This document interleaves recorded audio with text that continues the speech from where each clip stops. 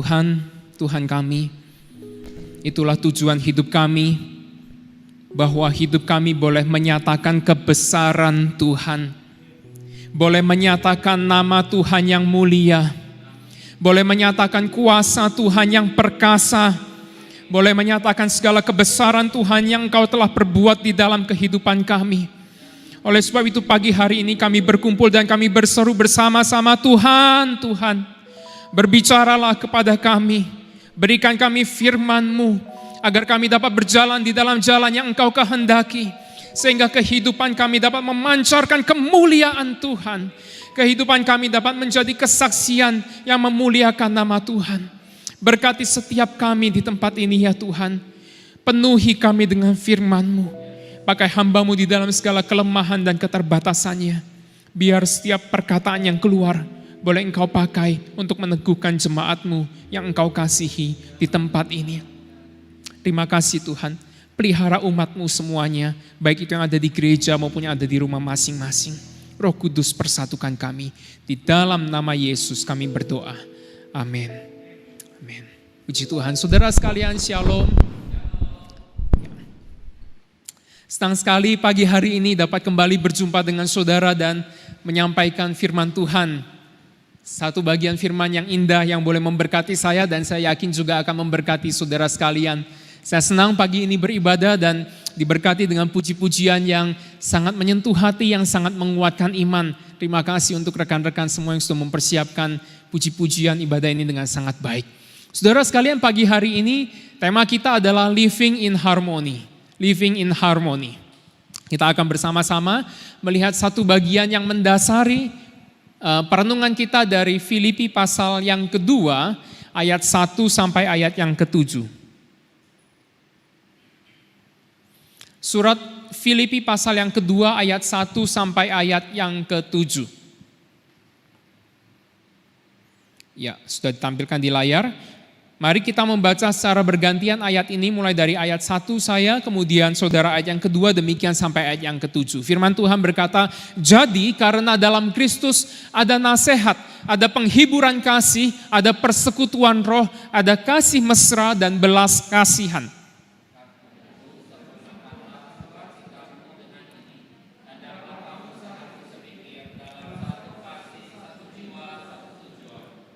Dengan tidak mencari kepentingan sendiri atau pujian yang sia-sia, sebaliknya hendaklah dengan rendah hati yang seorang menganggap yang lain lebih utama daripada dirinya sendiri.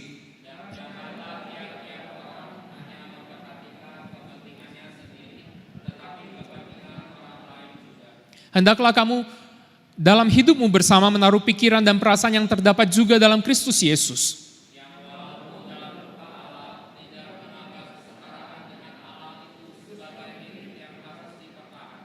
Melainkan telah mengosongkan dirinya sendiri dan mengambil rupa seorang hamba dan menjadi sama dengan manusia. Saudara sekalian, demikian jauh pembacaan firman Tuhan kita. Saudara, kata harmoni atau harmonis, saudara, itu adalah satu kata yang saya yakin sangat kita rindukan.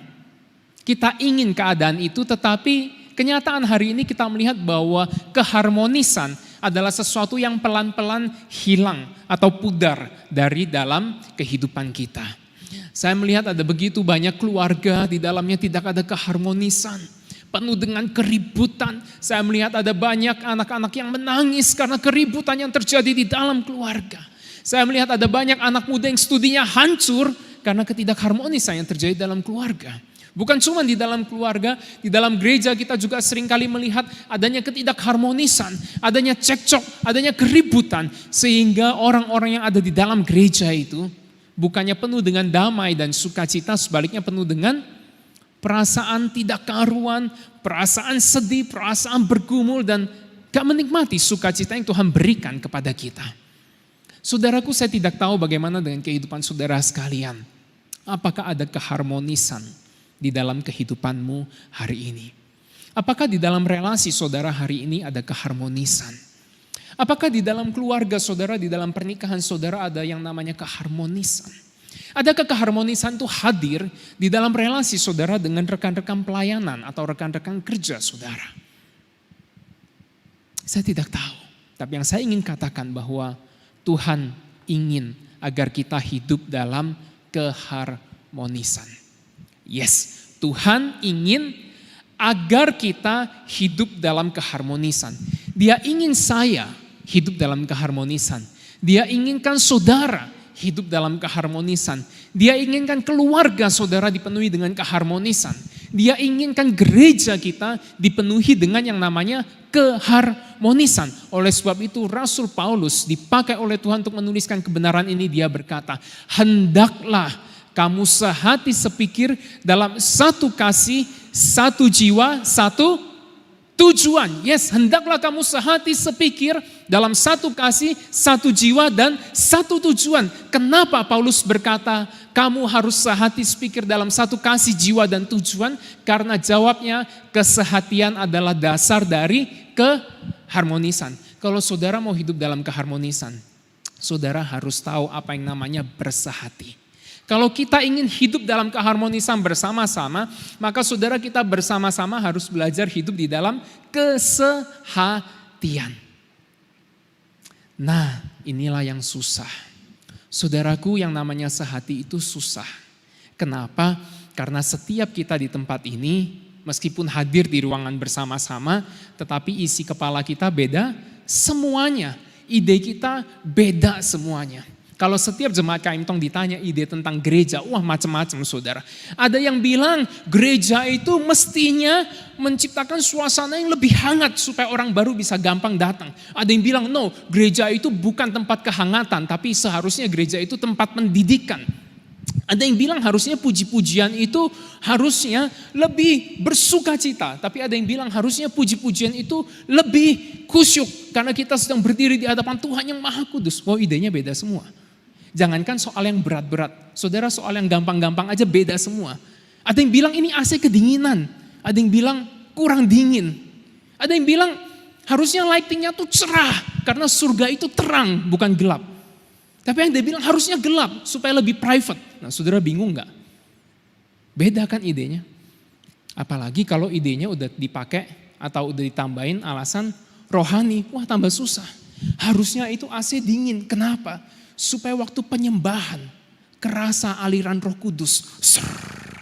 Hadiratmu ku rasakan. Luar biasa. Oh enggak, harusnya AC itu jangan terlalu dingin supaya api Roh Kudus itu kerasa membakar. Waktu kita nyanyi api Roh Suci bakar hatiku, keringetan kemana-mana. Nah itu lebih afdol, nah itu lebih repot saudara. Kalau alasan, udah tambah alasan rohani. Wah, udah deh debat kusir saudara. Udah gak tahu mana benar mana salah, bingung saudara. Mau sehati itu susah, kenapa? Karena ide kita beda semua. Jangankan di gereja, di keluarga juga beda. Ada orang tua berkata saya itu ampun. Saya sama istri saya udah sepakat, udah satu ide. Mau supaya anak saya itu sekolah ke Singapura belajar bisnis. Belajar bisnis di Singapura, karena Singapura negara maju. Belajar di sana supaya nanti masa depannya cerah. Gak mau. Begitu dikasih tahu, jawabnya apa? Enggak, saya gak mau ke Singapura, gak mau bisnis. Terus mau apa? Saya mau ke Korea. Lo ke Korea ngapain? Saya mau sekolah performance. Saya mau masuk School of Performing Arts, SOPA, di Seoul, Korea. Mau jadi apa? Aku mau jadi YouTuber nanti. Aku mau seperti ini artis BTS, si ini nih, dia jebolan daripada SOPA di Seoul, Korea. Siapa dia saudara? Ada yang tahu? Ada yang bisa baca namanya? Nah kita belajar ya. Cara baca nama ini bukan Junjungkook atau Junjungkook, tetapi Chon Chongkook. Nah bisa katakan bersama-sama, Chon Chongkook. Coba sekali lagi, Chon Chongkook. Saudara kita tuh mesti latihan loh. Belakangan ini banyak artis Korea suka datang ke Indonesia. Jangan nanti saudara ketemu dia, Jongkok. Bikin malu saudara. Di mana harkat martabat bangsa kita. Kalau saudara, Jongkok. Chon Chongkook. Jadi kalau saudara ketemu dia, saudara bisa panggil, Jongkook, Oppa. Sarange. Nah, kan lumayan saudara. Aku mau ke Sopa di Seoul supaya aku bisa jadi seperti dia.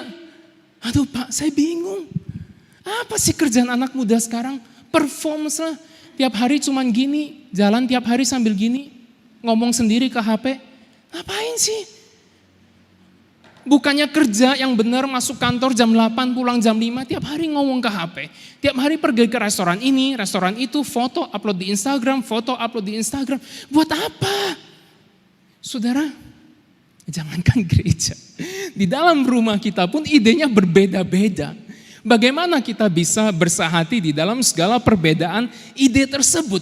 Saudaraku sekalian, kita berpikir seandainya kalau kita bisa punya satu ide, semua orang di sini bisa punya satu ide yang sama.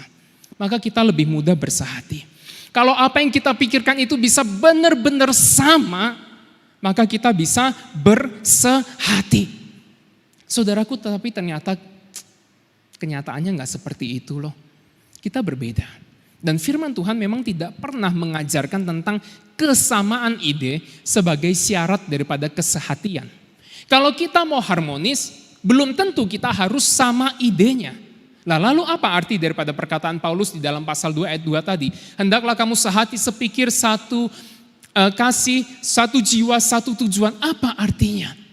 Saudaraku, di dalam pasal 2 ayat 2 yang tadi kita baca, memang benar Paulus mengatakan bahwa kita harus sehati, sepikir, satu kasih, satu jiwa, satu tujuan. Tetapi saudara, empat kata ini bukan berarti kesamaan ide. Pertama, sehati, sepikir. Di dalam bahasa asli sebenarnya adalah satu pikiran. Lalu kenapa LAI menambahkan kata sehati di dalam kata sepikir? Karena yang dimaksud dengan sepikir, satu pikiran, itu bukanlah kesamaan ide, tetapi yang dimaksud dengan kesepikiran adalah sebuah kesamaan kesadaran atau sebuah kesamaan semangat. Kita boleh beda ide, kita boleh beda pikiran, tetapi kita punya satu semangat, satu kesadaran yang sama. Oleh sebab itu kata sepikir ini, kemudian di dalam ayat 2, kata yang terakhir diterjemahkan satu tujuan. Itu berasal dari bahasa asli yang sama. Sepikir itu bukan seide, tetapi satu semangat, satu tujuan. Di dalam satu kasih, di dalam satu jiwa atau satu semangat. Saudara, empat kata ini bukan empat kata yang berbeda, tetapi empat kata untuk menunjukkan arti yang sama.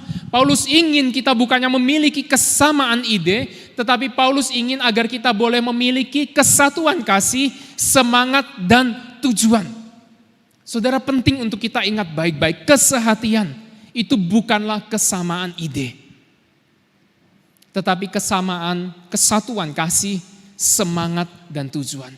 Kalau saudara kita mau hidup di dalam keharmonisan, kita harus bersatu. Tetapi itu tidak berarti kita harus sama semua apa yang kita pikirkan. Ide kita tidak harus sama semua, tetapi kita harus bersatu, harus sama di dalam kasih, di dalam semangat, dan di dalam tujuan. Itulah yang firman Tuhan ajarkan melalui bagian ini. Saudara, tanpa kesamaan kasih, semangat, dan tujuan, maka saudara kita tidak akan pernah mencapai keharmonisan. Sekalipun ide kita sama, tapi kita tidak akan pernah harmonis. Tidak akan pernah harmonis karena meskipun idenya sama, tujuannya beda. Idenya sama, kasihnya beda. Idenya sama, semangatnya berbeda. Tidak akan pernah terjadi. Tetapi kalau ide kita berbeda-beda, tetapi kita memiliki kasih yang sama, semangat yang sama, tujuan yang sama, di sanalah baru kita bisa hidup di dalam keharmonisan. Saudara, tetapi ini gak gampang loh, gak gampang. Ini adalah hal yang sangat amat sulit. Mengapa saudara? Karena di dalam kehidupan kita, kita adalah cenderung orang yang menganggap ide kita, menganggap diri kita yang paling baik dan paling benar. Oleh sebab itulah Paulus berkata di ayat 3-4, kita harus rendah hati kalau kita mau bersehati. Kalau kita mau memiliki kasih, semangat, dan tujuan yang sama, kita mau hidup dalam keharmonisan, kita harus rendah hati. Dikatakan dengan tidak mencari kepentingan sendiri atau pujian yang sia-sia. Sebaliknya hendaklah dengan rendah hati yang seorang menganggap yang lain lebih utama daripada dirinya sendiri. Dan janganlah saudara, tiap-tiap orang hanya memperhatikan kepentingannya sendiri, tetapi kepentingan orang lain juga. Saudara, apa itu rendah hati? Rendah hati itu berarti kita mengutamakan orang lain, kepentingan orang lain di atas kepentingan diri kita sendiri. Saudara, kerendahan hati itu berarti kita melihat orang lain lebih berharga. Ide dia adalah ide yang lebih baik dibandingkan ide kita sendiri. Kesombongan sebaliknya itu melihat diri kita sendiri, ide kita sendiri jauh lebih penting, jauh lebih baik daripada ide dia. Oleh sebab itu Paulus berkata, hendaklah dengan rendah hati kita mengutamakan kepentingan orang lain di atas kepentingan kita. Dan jangan mencari pujian yang sia-sia. Saudara sekalian, rendah hati ini adalah karya yang penting daripada Allah Roh Kudus. Seorang anak Tuhan, orang Kristen yang sudah sungguh-sungguh percaya dan dilahir barukan oleh Roh Kudus, akan menjadi orang yang sangat rendah hati. Karena dia tahu dirinya bukanlah apa-apa dan bukan siapa-siapa. Tuhan tebus dia daripada segala kesia-siaan dan kefanaan hidup. Bukan karena jasa atau pekerjaan baiknya, tetapi semata-mata karena kasih karunia dan anugerah daripada Allah. Oleh sebab itu ketika seseorang sungguh-sungguh percaya dan dilahir barukan, dia pasti saudara, pasti rendah hati. Kalau seseorang masih hidup di dalam segala kesombongan, menganggap diri yang paling baik dan paling benar, saudara, mungkin dia belum sungguh-sungguh berjumpa dengan Tuhan. Mungkin. Tetapi saya yakin kalau orang sudah sungguh-sungguh berjumpa dengan Tuhan, sinar kemuliaan Allah menerangi isi hatinya yang paling dalam, dia akan menjadi orang yang sangat rendah hati. Saudara, kita lihat di dalam gereja mula-mula. Ketika Roh Kudus memenuhi umat Tuhan, para rasul waktu itu, apa tandanya saudara? Tandanya adalah mereka hidup di dalam kerendahan hati, bukan di dalam kesombongan. Mereka tidak pernah memiliki kesamaan ide. Maksud saya pernah tetapi tidak selalu. Dan itu bukan yang menjadi ciri khas daripada gereja mula-mula. Bukan kesamaan ide yang menjadi ciri khas mereka. Tetapi yang menjadi ciri khas mereka adalah kerendahan hati yang membuat mereka bisa hidup di dalam keharmonisan. Saudara bayangkan. Di dalam Kisah Para Rasul pasal 2 di sana dicatat ada perkumpulan orang percaya dan hari itu kira-kira ada 3.000 orang yang percaya kepada Tuhan. Saudara, 3.000 orang itu dari mana? 3.000 orang itu adalah orang-orang yang datang dari berbagai tempat. Saudara baca dalam Kisah Para Rasul pasal 1, pasal 2, pasal 1 di sana dijelaskan ada berbagai orang saudara datang. Ya, dari Pontus, dari Mesir, dari Ethiopia, dari berbagai macam kota. Mereka datang berkumpul. Saudara, bahasanya enggak sama. Budayanya enggak sama. Pendidikannya enggak sama. Idenya berbeda-beda. Tetapi kok bisa ya mereka berkumpul di dalam keharmonisan. Mereka tidak pernah mencari kesamaan ide. Tetapi mereka dengan rendah hati saling menerima satu sama lain, mengutamakan yang lain lebih penting daripada dirinya sendiri. Saudaraku sekalian, kita tidak perlu mencari kesamaan ide. Yang kita perlu cari adalah kerendahan hati. Untuk menganggap yang lain lebih penting daripada diri kita sendiri. Untuk menganggap yang lain lebih penting dibandingkan diri kita sendiri. Saudara, kalau kita bisa hidup di dalam kerendahan hati, saya sangat yakin saudara, maka kita akan hidup di dalam keharmonisan. Saudaraku, jangan kita berpikir bahwa kita percaya kepada Tuhan yang sama. Allah Roh Kudus yang sama kemudian bekerja di dalam hati kita. Maka isi pikiran kita sama semua. Saya dapati banyak orang berpikir seperti itu. Kalau Allah Roh Kudus itu sama, Tuhan yang kita sembah sama, kenapa isi pikiran kita bisa beda? Oh ya memang beda saudara. Tuhan tidak membuat kita menjadi satu pikiran, satu ide, no. Yang Tuhan kerjakan itu adalah Tuhan ingin kita memiliki kerendahan hati agar kerendahan hati dengan hal itu kita berproses, berdiskusi dengan kasih yang sama, dengan semangat yang sama, dengan tujuan yang sama sehingga terjadi satu kesehatian dan akhirnya terciptalah yang namanya keharmonisan. Jadi saudara, di dalam keluarga Kita mohon Tuhan berikan kita kerendahan hati. Kita mohon Tuhan ubah hati kita. Jika hati kita adalah hati yang sombong, kita perlu minta Tuhan ubah hatiku supaya aku punya kerendahan hati. Jika di dalam gereja kita melayani dengan kesombongan, kita perlu minta Tuhan berikan kita kerendahan hati. Kita perlu minta Tuhan berkati gereja kita dengan kerendahan hati yang membuat kita dapat menghargai satu sama lain. Yang membuat kita akhirnya dapat menjunjung tinggi orang lain di atas kepentingan diri kita sendiri. Sehingga kesehatian dan keharmonisan terjadi. Jadi, saudara mintalah kerendahan hati dan bukan kesamaan ide. Saudara, Paulus melanjutkan di dalam ayat 5-7. Dia berkata, taruhlah pikiran dan perasaan bersama seperti yang terdapat pada Kristus. Yesus Kristus, dia adalah teladan kita. Dia adalah teladan kerendahan hati kita karena dia yang walaupun dalam rupa Allah tidak menganggap kesetaraan dengan Allah sebagai milik yang harus dipertahankan. Melainkan telah mengosongkan dirinya dan mengambil rupa seorang hamba dan menjadi sama dengan manusia. Dialah teladan kerendahan hati kita. Yesus Kristus adalah Allah, memiliki kesetaraan hakikat dengan Allah karena dia memang adalah Allah. Tetapi dia tidak menganggap kesetaraan hakikat itu sebagai milik yang harus dia pertahankan. Tapi dia lepaskan. Dia kosongkan dirinya. Atau dia batasi dirinya sedemikian rupa. Dia turun ke dalam dunia. Dia mengambil rupa seorang hamba. Dan menjadi sama dengan manusia. Saudara, itulah kerendahan hati. Mari kita teladani kerendahan hati Tuhan Yesus. Dia di dalam kehidupannya di dunia ini bergumul saudara tentang kerendahan hati. Untuk bisa kemudian menerima kehendak Bapa di dalam hidupnya. Di Taman Getsemani dia berkata, dia berdoa, Bapa, jika mungkin, jika boleh, lalukanlah cawan ini daripadaku. Tetapi bukan kehendakku, melainkan kehendakmu. Apa artinya saudara? Artinya kerendahan hati itu merupakan satu hal yang menyertai pelayanan Tuhan Yesus, bahkan termasuk di dalam pergumulannya di Getsemani, ketika ada suara di dalam kemanusiaannya yang berkata, kalau boleh, biarlah cawan ini lalu. Tetapi bukan ideku Tuhan, tetapi idemu.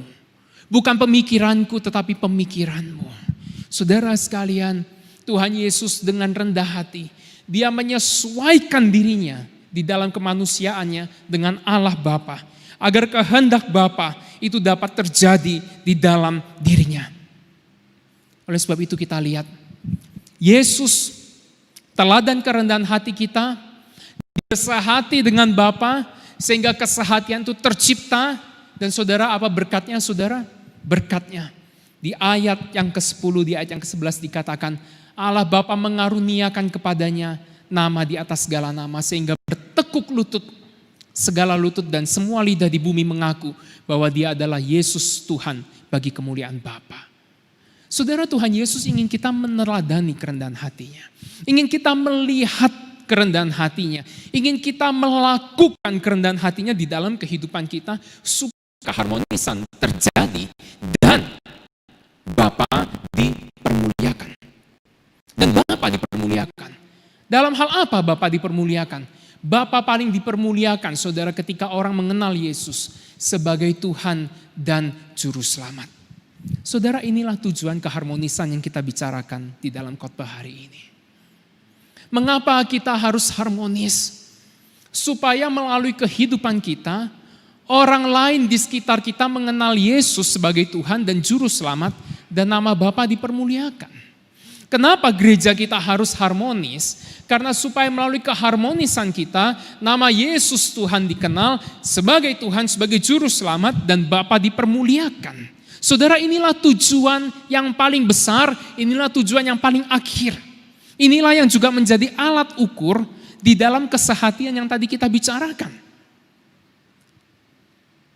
Kita seringkali bingung. Firman Tuhan berkata, utamakanlah kepentingan orang lain di atas kepentingan diri sendiri. Jadi kalau saya sebagai orang tua, saya harus utamakan kepentingan anak, dengarkan ide dia. Atau anak yang harus dengarkan ide saya dan kepentingan saya. Jika saya adalah seorang pemimpin dalam gereja, saya harus dengarkan ide jemaat atau jemaat yang harus dengarkan ide daripada pemimpin gereja. Saudara, kita bingung dengan hal itu. Tetapi kita punya satu alat ukur. Ini bukan tentang ideku atau idemu. Ini bukan tentang ide papa, mama atau ide anak. Ini bukan tentang ide pemimpin ataupun ide jemaat. Tetapi ide siapa yang paling membawa kemuliaan bagi nama Tuhan.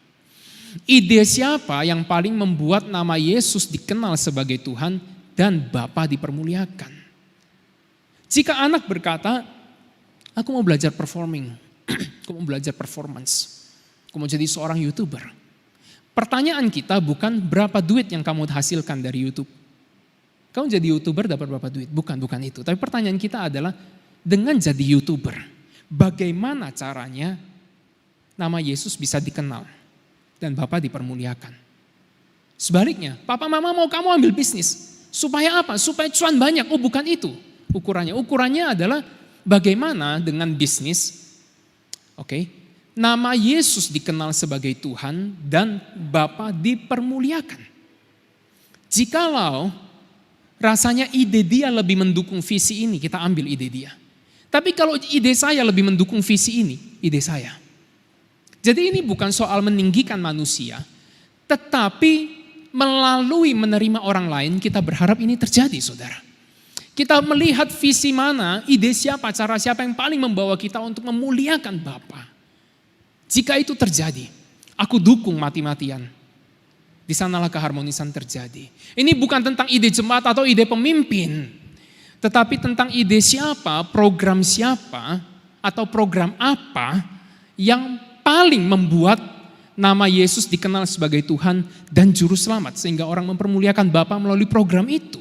Sehingga tidak percuma kita membuang uang untuk program itu.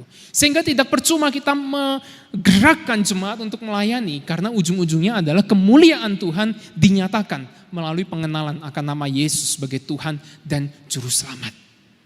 Saudaraku sekalian, saya berharap hal ini bisa kita tanamkan di dalam hati kita. Ini menjadi kerangka pikir kita, ini menjadi semangat kita ketika kita melayani, ketika kita berdiskusi, ketika kita hidup di dalam keluarga kita, ketika kita berinteraksi dengan rekan-rekan sama umat Tuhan. Saya berharap ini menjadi kerangka kita, sehingga di sanalah terjadi yang namanya kesehatian dan nama Tuhan dipermuliakan melalui kesehatian, melalui keharmonisan kita. Saudaraku, saya tahu ini bukan hal yang gampang dan saya juga bergumul di dalam hal ini. Tapi saudara, ini adalah kehendak Tuhan. Maukah kita hidup di dalamnya? Di dalam pernikahan saya, relasi saya bersama istri, saya juga berusaha menerapkan hal ini. Saya berusaha bersehati dengan dia. Saya berusaha mengutamakan kepentingannya di atas kepentingan saya. Demikian juga dia berusaha mengutamakan kepentingan saya di atas kepentingannya. Saudara, terkadang dia capek. Gak bisa bersihin rumah, saya yang bersihin rumah. Saya nyapu, saya ngepel, saya cuci piring, saya bersihin seluruh rumah. Dia capek jaga anak sendirian, gak ada pembantu. Tetapi terkadang saya juga capek, saudara, dengan beban pelayanan, dengan begitu banyak tugas yang mengejar saya. Sehingga saya tidak bisa bantu apa-apa dan dia handle seluruh pekerjaan rumah seorang diri. Dia mengutamakan kepentingan saya di atas kepentingan dia. Saudara, saya melihat dengan saling mengutamakan seperti ini. Puji Tuhan, sampai hari ini kami hidup di dalam bahagia dan keharmonisan. Puji Tuhan. Untuk apa, saudara? Bukan supaya saya bahagia atau dia bahagia, bukan hanya titik sampai di situ saja. Tentu saja kebahagiaan itu penting, tapi tujuan daripada kebahagiaan atau keharmonisan kita umat Tuhan adalah supaya saya berharap melalui pernikahan saya, nama Yesus dikenal sebagai Tuhan dan Bapa dipermuliakan. Saudara, saya rindu pernikahan saya boleh menjadi kesaksian bagi orang-orang di sekitar. Oleh sebab itu saya hidup dalam keharmonisan. Saya juga rindu saudara hidup di dalam keharmonisan. Karena saya sangat rindu keluarga saudara dipakai oleh Tuhan menjadi alat kesaksian untuk memuliakan nama Bapa. Banyak orang kenal Yesus sebagai Tuhan. Saya juga rindu gereja kita. Ini doa saya untuk gereja kita. Kita bisa hidup di dalam keharmonisan, kesehatian kita. Sehingga melalui kesehatian nama Yesus dikenal sebagai Tuhan dan Juru Selamat dan Bapa dipermuliakan. Tidak penting program siapa, tidak penting ide siapa yang diterima, tidak penting gaya siapa yang akhirnya diterima. Tetapi yang penting adalah apakah hal itu bisa mencapai tujuan ini. Kalau bisa, saya mau dukung habis-habisan. Saya mau hidup di dalam keharmonisan bersama-sama dengan Dia. Supaya tujuan Bapa, kehendak Bapa terjadi di bumi seperti di surga. Maukah saudara hidup di dalam keharmonisan? Kalau mau, saudara mulai hari ini, saudara pulang ke rumah. Sebelum saudara masuk ke pintu rumah, saudara berkata, saya mau rendah hati. Saya mau belajar bersahati dengan papa mama saya. Saya mau belajar bersahati dengan istri atau suami saya.